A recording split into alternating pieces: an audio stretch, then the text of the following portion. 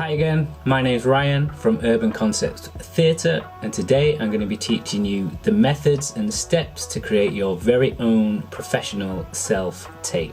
So first thing that you're going to need when you are creating your self-tape is something to tape, and that is either a camera or a phone. So pick yourself a camera.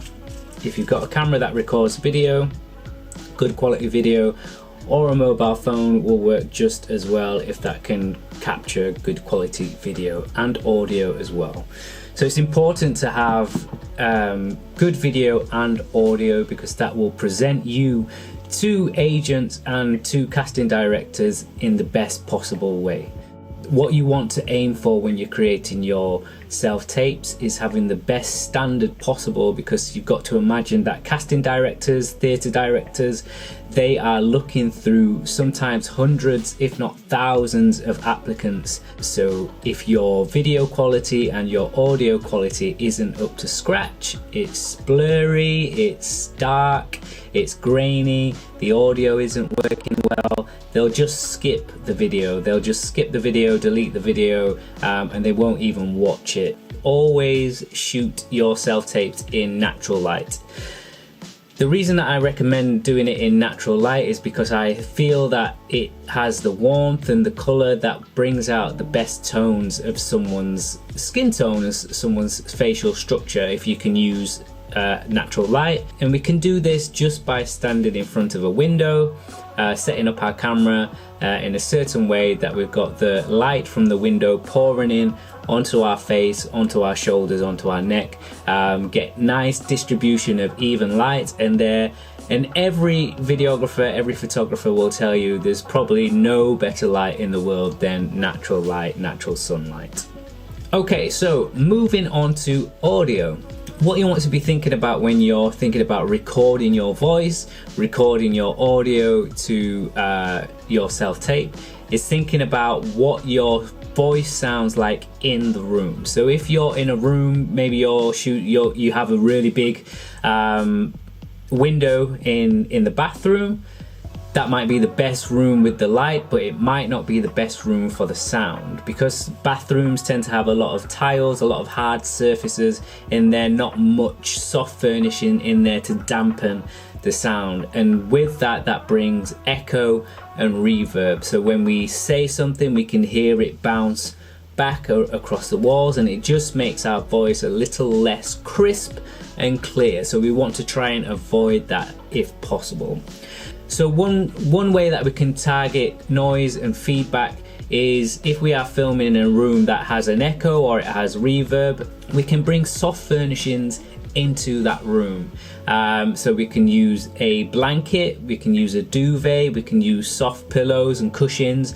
And what this does is it stops the sound waves from bouncing around the room. They get absorbed into these soft furnishings and they dampen the sound. So if you are in a room with really good light, natural light, but it has hard furnishings and hard walls, then you can fill that space with a duvet, a blanket, take that off your bed, put it in the room that you're recording in, and make sure there's no external noise. So close the windows. If the radio is on in another room, turn that off. Make sure that the surrounding is as quiet as possible, because then we can focus on your voice in the recording and we're not getting distracted by, the kettle boiling or the TV being on, or the traffic on the road. So close the windows, make sure your environment is as quiet as possible, so that we can hear your voice nice and crystal clear, and then we can get your tone and we can get your delivery across onto the camera, and that will then be a really good starting point for your self-tape. So now that we've thought about the lighting and we've thought about the audio, what we need to think about now is the camera and the camera position. So thinking about the camera position, what you want to do is you want to decide whether you're going to be standing delivering your self-tape or you are going to be sitting delivering your self-tape. Now what we want to try and capture within the frame, what we want to try and see within the frame, is we want to see our head and our shoulders. So we sort of cap in the frame, similar to this shot here, capping just below the shoulders, I'm sort of cutting my own head off, need to come back a little bit.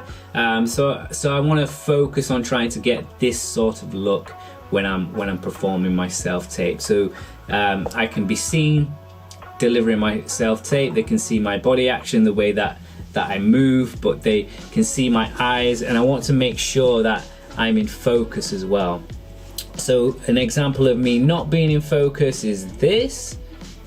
So if I was delivering my self-tape and I was delivering it like this out of focus, then that's no good, because the casting director, the person who's viewing this, can't see the details and the features of my face. There we go, camera is focused, you can see my features clearly now, and everything's all good. Another thing that we need to think about when we are creating our self-tape is our eye line. Now, you don't want to set your camera up too high, so you don't want to have your camera up facing down on you like this, because that makes you look really short and it's a weird angle. We don't really deliver text here, and you don't want the camera to be down too low so you are above the camera. What you want to try and do is have your camera at eye level. I'm sitting down right now for this example, so I try and get my position right, and I try and get it at eye level, so my eyes are sort of just above the center of the screen, so I can deliver my text or my monologue or my script directly to the screen. So the next thing to think about now is what we are going to say in our script, in our film. So you can search online, you can go on Google or different search engines and look for examples of monologues for self-tapes. You can look at examples of scripts for self-tapes as well. Or if you already have an agent and you have a booking or you have an audition, casting agents will send you out sides for a self-tape. So they will send you out examples of script that they want you to deliver into your self-tape. 10 times out of 10, what you want to try and do if you are learning a script or a monologue or some sides for a self-tape is learn the monologue, the script or the sides off by heart. So you don't need them, you're not reading them, you know it inside and out, because what that brings then is you are engaged in the performance of the piece rather than trying to remember what the next word is or what the next line is, because we can see that, we can see your brain working on camera, and we want to try and get you immersed into the scene, into the character, into that delivery as much as you possibly can with passion, so we can see that passion and that energy come across onto camera, so it becomes more natural, it becomes more embodied within your delivery and your performance. So that's what you want to aim for. So my recommendation and my advice is never do a self-tape if you don't know the script inside and out. So once we've got the script, we've got the audio, we've got the video, we've got the lighting, what we need to do now is record. So when we're recording, again, make sure that everything's quiet, make sure that the lighting's good, make sure that the eye level is good, make sure that you know your lines, and then hit record, do your take, watch it back. It's so important to watch it back, make sure that you're happy with it. If you're not, do another take. If you have the time, do as many takes as you possibly can until you're 100% happy with it. So there's a lot of things to think about when we're doing a self-tape. If there's other characters in that scene, we need someone else to read in those lines for us. Now that can be done by a friend. They can just read the script off camera, so they can stand behind the camera and just read the script for you. It can be anyone you can get a hold of who can, volunteer their time for a few minutes to help you deliver that script. And they don't have to learn the script, they can literally just read the script off camera, so they could be stood behind the camera reading the script, delivering the lines of the characters that you're not playing. If it's a monologue, obviously make sure you know that monologue and you can perform that monologue to camera. So down the lens, you're looking down the lens. If you are doing a scene that has multiple characters in it, a lot of casting directors will tell you not to look down the lens to find a spot, and you can then pick different spots for each character. So say there's 3 characters in the scene, you can deliver your lines to one character here, you could deliver your lines to another character here, and then you could deliver your lines to another character there. So you're picking those spots, so make sure they're physical spots that you can see behind camera that you can deliver your lines to, so they remain the same every single time.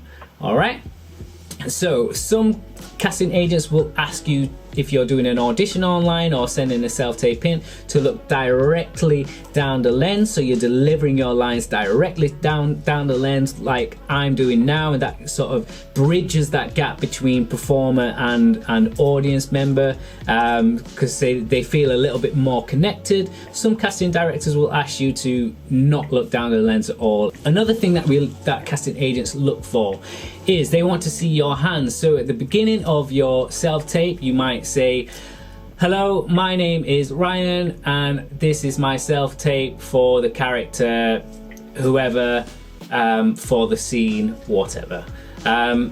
So you'd show your hands, fronts of your hands like this, backs of your hands like this.